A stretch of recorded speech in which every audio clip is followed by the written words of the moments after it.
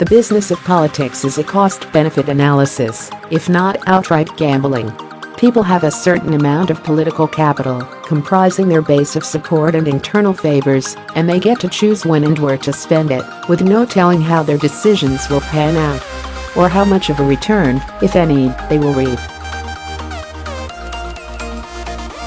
Scott Pruitt was both a bad business decision and a horrible political gamble. Yet the White House kept throwing good money after bad on that bet. As indictments of Trump's political decisions and acumen go, Pruitt ranks extremely high.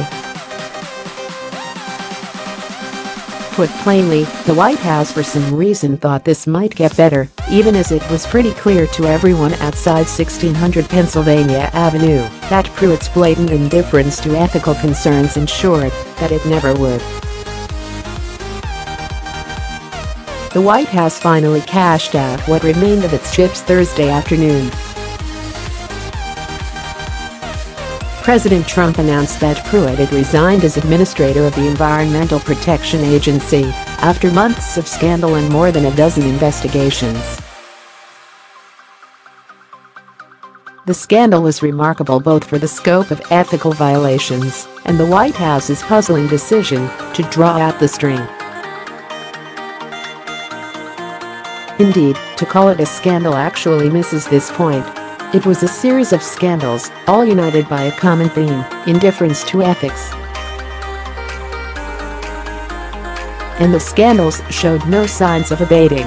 New developments in the past week included Pruitt's own allies and top staffers testifying to ethically murky behavior, and shortly before Trump's announcement on Thursday, The New York Times ran an on-the-record interview with a scheduler who said she was fired shortly after suggesting that staffers might have been illegally altering Pruitt's official calendars.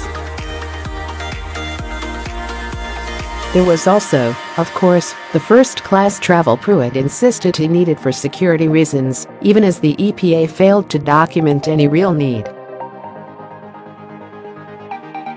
There was the $43,000 soundproof phone booth he had installed. There was the $50 per night apartment rental from the wife of an energy lobbyist. And there were the explanations Pruitt offered personally that seemed to run counter to the facts. The apartment rental story was the canary in the coal mine. How an EPA administrator would think it was a good idea to rent at such a reduced rate from a family with clear business interests in his agency betrayed complete cluelessness about her apathy toward ethics rules and the damage he was doing to himself.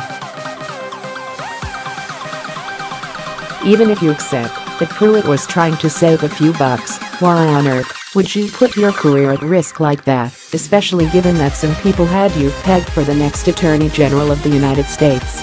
A guy who makes such horrendously bad decisions was bound to make many other bad ones. And news of those bad decisions just kept coming out.